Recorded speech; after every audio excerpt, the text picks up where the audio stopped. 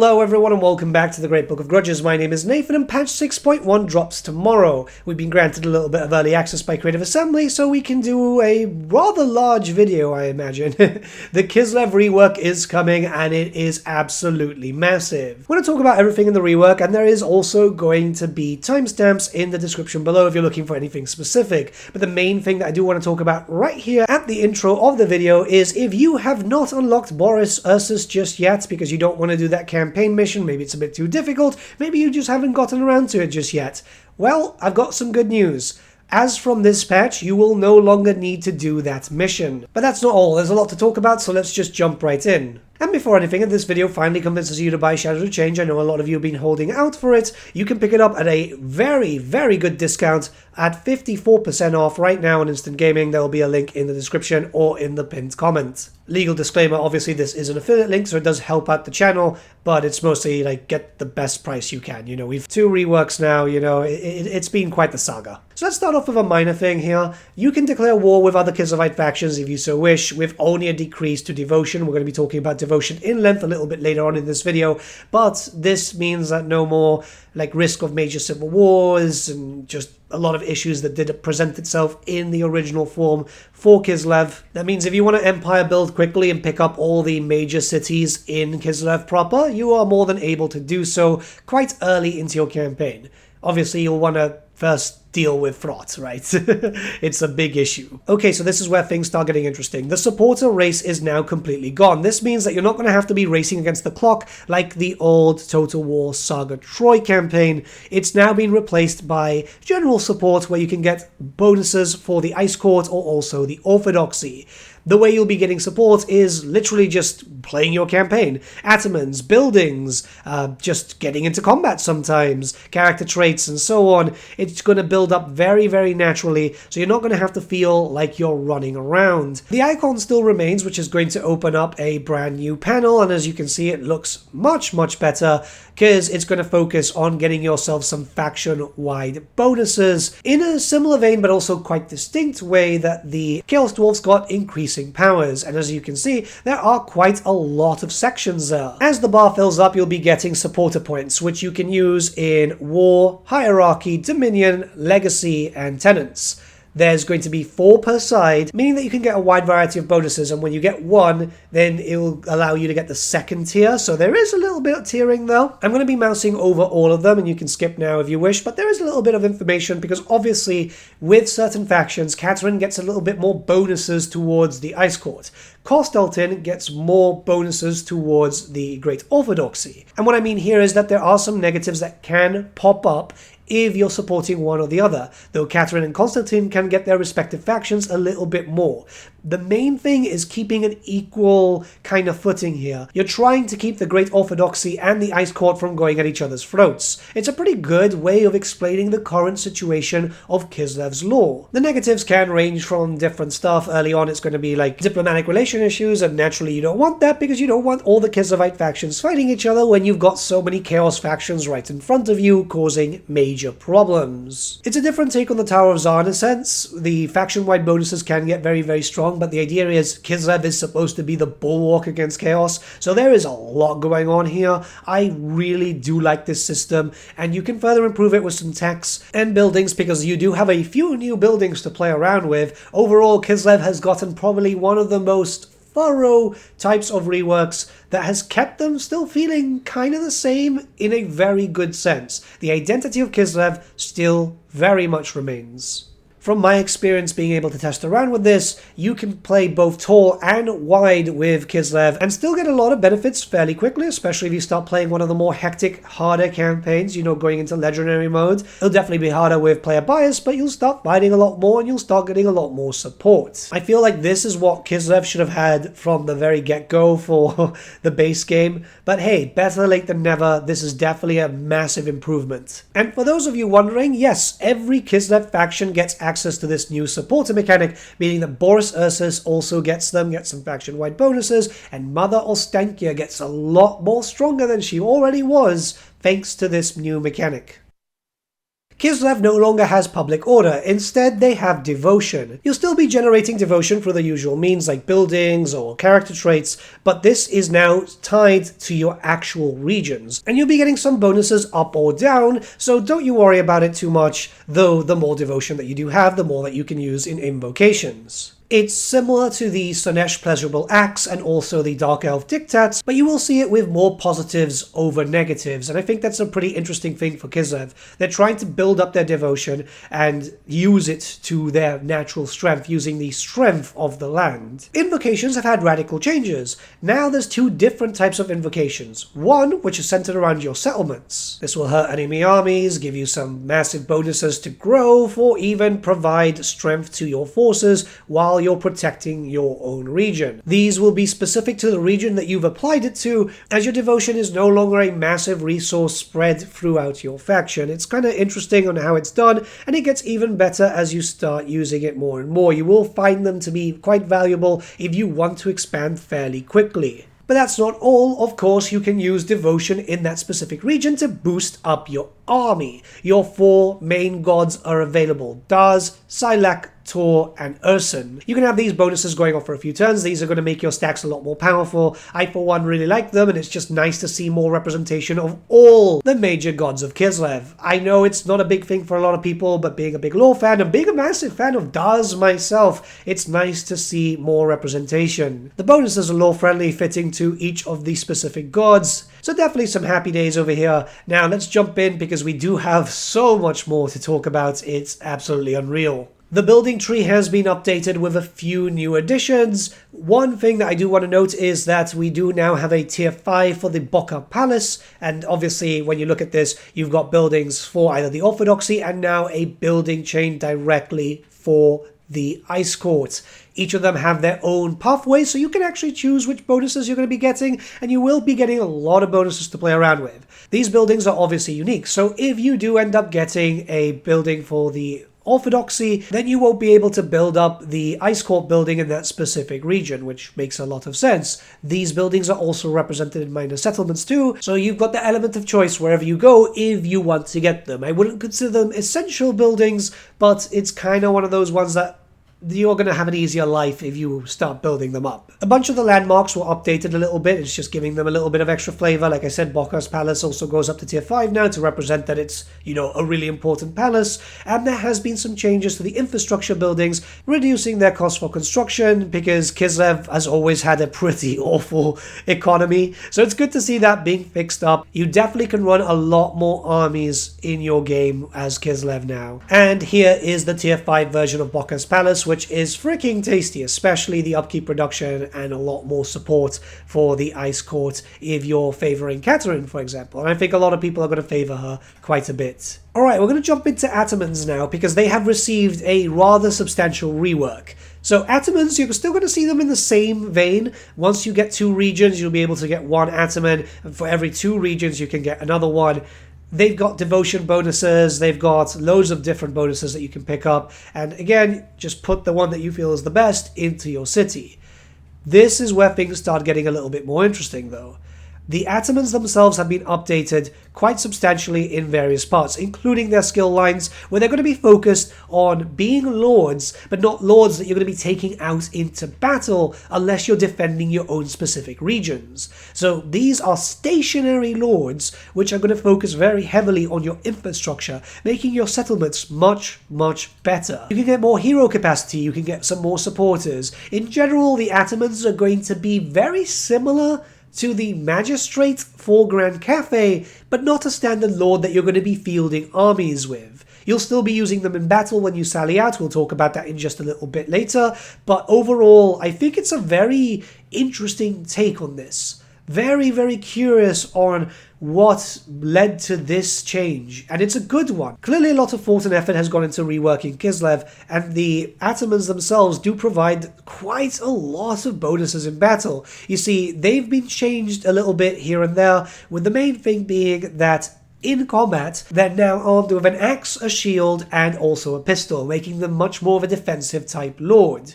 Again, not really a lord since they are in a very weird position here, but I do find this quite cool. There is a building dedicated to the Atamans, which is just going to make them much, much better overall. It's just the case of maybe you want to boost them up. It's not a requirement. Don't feel like you need to have this building. But if you're going to use an area and have it well defended, an Ataman over there plus this building just to boost them up is going to make it all the better. But you'll get extra experience with the Atamans if you deploy them in areas with key resources, constructing the walls, or having them in areas with low devotion, as they can kind of boost that up and they'll get experience from that. You can use Atamans in combat, but not in the conventional means. So as you can see here, the caravans are quite close to me. I'm able to attack them. There is a circle of influence around those settlements. Don't worry, as you do level up your Atamans, you'll be able to get a larger circle of influence. And anything within that circle, yeah, you can attack. You can defend your area, level up your Ataman a little bit more.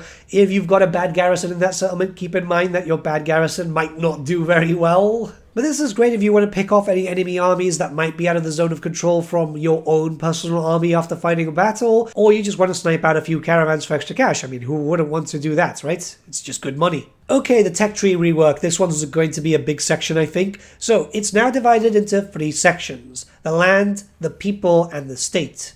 These are all individualized, the Heartlands being the only section for the land, unless you're playing Mother Ostankya, who then gets a little bit extra because, you know, she is part of the land. So the land itself is pretty small. That's understandable considering it's just going to be a pretty intro to everything.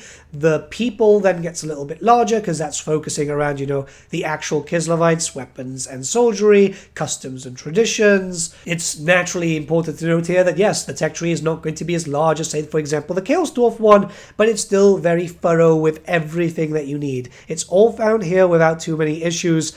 I, for one, quite like this. The separation has been one of the best things that they've implemented, because having the tech tree separated into individual sections just makes a lot more sense. It's neat, it's tidy, and it just feels great. There's still a bit of a scroll bar, though. As the final one, the state is separated into the Ice Court, the Orthodoxy, and Governance. Again, showcasing the 2 major powers, but also the fact that Kislev needs to govern its lands as a whole. Overall, very much like this new change. The bonuses are quite good. They're obviously very similar, but still very different to the old style. You've got loads and loads of options here. And because they're separated, that means that you can focus on the specific sections that you do like. It's not like the Nurgle one, for example, where you still have to go through the trees. There is a lot of bonuses, and I've had to increase the speed of this just by 1.2 because, yeah, there is quite a lot. But I'm leaving this here in case you're curious, because I know a lot of people would want to see as much of the text as possible. They want to kind of plan out what they're going to be playing tomorrow with the Kislev rework drops for everyone. And I do feel a lot of people have been very much waiting for a rework for Kislev, considering that a lot of hype was there for Kislev originally, but kind of died down very early on, and then Shadows of Change didn't really help. It's good to see a redemption coming in here for one of the races that have been most beloved in Warhammer Fantasy. Not just here, but the tabletop too. You'd be surprised how many people own the old school 6th edition Kislev minis. You couldn't field a proper army with them. I mean, you could, but you wouldn't be having a good time. So, yeah, the excitement is real. I am really pleasantly surprised that so far, everything seems to look as expected. Now, if only Games Workshop could hurry the hell up and actually release some Kislev minis so I could paint them, I'd be happy. But they don't like seeing me happy, it seems. I'm kidding. Old World's doing really, really well. It's just, you know, Kislev looks really, really cool. I just want to paint them up. But hey, it's going to happen at some point, right? The Ice Court hasn't gotten a rework, but has gotten a very nice update. It's still going to be the same way, so you recruit a character, then you'll start to get dilemmas, but the dilemma system has changed. First up, it's reduced by half, so you're going to be getting your characters a lot quicker now. Secondly, the dilemmas will happen consecutively, so you'll get your first dilemma, which you pick the Law of Magic, and then the next 3 will be focused around picking your bonuses. These have now been changed too. The bonuses are much better, admittedly, and you get 4 choices rather than the usual 2. This means that your characters are going to be a lot better overall, and you're going to have your Ice Witches being incredibly useful as you progress through your campaign. Extra devotion, massive reduction to upkeep, even smaller reductions, but also focusing on specific units, making them unbreakable, which is incredibly useful, or giving them Vanguard. There are loads and loads of bonuses, even getting some bound spells. This feels so much better. They feel a lot more useful now, and I would say they're more in par now with the Hag Witches. You're still going to have to wait a while till you get your characters, but it definitely feels a lot more like you're expecting from these very, very mysterious spellcasters. Alright, now we're going to be centralizing on the characters. The first thing is going to be Mother Ostankya, because I know some people are quite curious about a few changes coming to her. Please keep in mind here that some stuff in the patch notes, or at least the version that they gave us, says that it's got to change, but it doesn't actually exist in game, so it might just be that our build is a little bit older. Like, for example, the Rite of Purification is supposed to cleanse plagues, but doesn't do so in the game. In the version that I'm on, it might be the case that it is there for the live version. I'm not sure what's going on here. I'm just going by the notes that they've given me. For those curious, yes, Mother Ostankya does get all the new tech tree stuff, but she still keeps her own branch there in the land section, which is just specifically for her. No other Kislev faction will get that, unless we get some new ones in the future, which are going to be focused more on the primal side, but that is speculation for another day. And here's the fabled event. Yes, at turn 2, you'll get access to a pop-up there, which will tell you, do you want to remain in Naldor and continue your campaign as they always intended? Or do you want to go with the community's voice and go to Kislev? You'll get some bonuses if you decide to stay there, and you'll get some bonuses if you decide to leave. It depends on what you want. For those of you asking, the Hag Mother's building, the special landmark, is available in both sides, but if you build one in Nagorov, you can't build the one in Kislev. It's just a better opportunity there. Overall, I kind of like it. You do get some bonuses there. So if you decide to go to Kislev, you will get diplomatic bonuses. You will get immunity to the attrition and also getting some extra devotion. Yeah, it's a nice bonus. It takes you there to the Eastern Oblast, which means that you're right close to Prague, should you want to take it. But first up, you'll have to deal with a small Norskin force. And a little note here, because I'm not too sure what version of the patch notes you guys are going to be getting. It says that Mother Ostankya's special building is in Prague, but it is in fact in Volksgrad. Quite important to that. I mean, it's no difference. It's literally right there. But still, kind of curious. I guess some things do change in development quite often, even right before the release itself. I'm not sure if anything's changed for her faction effects and lord effects. I know that it has for Katarin, we'll talk about in just a second, but here's it on screen right now, just in case. Tzarina Katarin has had her unique skill line updated, so it's just going to change up a little bit. Nothing radical, but it does make her a little bit stronger overall. Just general bonuses and obviously more around the supporter mechanic. That's all in the Khan Queen section, which is going to allow you to get another tier difference. Those tiers are actually quite important if you're going to be favoring certain sections of the supporter race there. Yeah, I kind of like this. It's a nice little update. It does allow you to get more bonuses there for the Ice Court, which I kind of have been focusing a lot lately. She's also had an update here, so faction effects have been changed, and Lord effects also allowed +1 greater tier difference in the support for the Ice Court before penalties are applied. Diplomatic relations -20 with factions of the Orthodoxy. Research rate +15, hero recruit rank +3 for Frost Maidens, Ice Court training cost -10%, Winds of Magic Power Reserve Capacity +20, and for the Lord effects, Ice Court support gained +2 per turn, Corruption -6 for local province, Upkeep -25% for Ice Guard units, and Miscast base chance -50%. Here we go with Big Daddy Kostaltyn, and he's also had an update. All the legendary lords, barring Ostankya, I think, got an update here. So a few changes. Nothing radical, but there was nothing wrong with Kostaltyn. Let's be very obvious here. You know, they're very, very strong character. But general revamps like that do make things a lot better, especially for characters like Kislev, who have been wildly neglected, let's be very honest here, for a certain amount of time. So it's good to see that changing. We do have some changes once again to the faction effects and lord effects. So let's talk about that very quickly.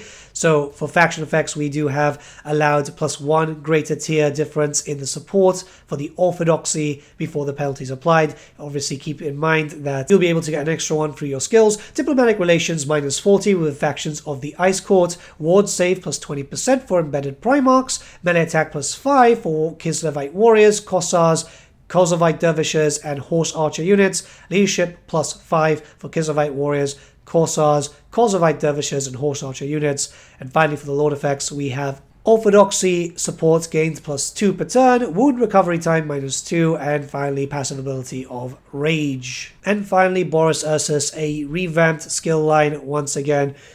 Mostly the same as far as I can tell, but yeah, overall very good bonuses. I mean, there was nothing wrong with Boris in terms of damage wise and everything that he got from skills. Like, he's always been one of the stronger lords. You do get a lot of population surplus for newly captured settlements, which is lovely, by the way.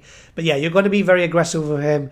If you're wanting an aggressive Kislev campaign, this is likely going to be the best one for you. I will apologize here, I don't know if his faction effects and lord effects have actually changed much. They look very much the same to me, but that's mostly because I've played Katarin when I play my campaigns, or I've played Kostaltyn recently too, prior to this update. Yeah, I was punishing myself and giving myself a Kislev campaign. But that's not all. We do have one last thing before we call it a day. Well, not really. There's going to be multiple videos. The lords do have better traits, so when you're recruiting lords, you can get better traits, and they will have the supporter stuff already embedded into them. And not only that, Boyars finally have some unique skills. So this lord option now feels a little bit better, feel more in line with the lords that we've been seeing in Game 3 overall. And this also means that they're not going to run out of skill nodes when you're actually, you know, leveling up a character. Because some characters still have that issue, which I think is a massive problem. But we're slowly seeing that, you know, every time the DLC drops. And now it seems that we're going to get in big patches. This is definitely a massive improvement for Kislev. And I think a lot of people are going to be quite excited to play a full and proper Kislev playthrough. Let me know what you guys think in the comments below. I know this one has been a long video. There are more videos to come today. So yeah, this one's going to be quite cool. This feels like the rework that we should have gotten for Kislev. Definitely does originally during Shadows of Change. But hey, it's better late than never at this point. Like I said, more videos to come today. And if you are interested in seeing more of Kislev, I'll be live on twitch.tv/thegreatbookofgrudges. Pop by, say hi. There's going to be a long stream. It feels like it's going to be a fun one. Have a great one, guys, and I'll see you, well, later today. See ya!